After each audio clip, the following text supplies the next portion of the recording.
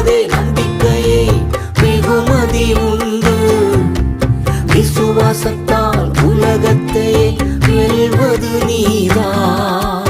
உனக்குள் வாழ்பவர் உலகை ஆள்பவர்.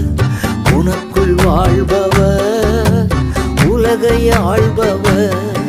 நான் நம்புவது அவராலே வருவே வந்திடும்.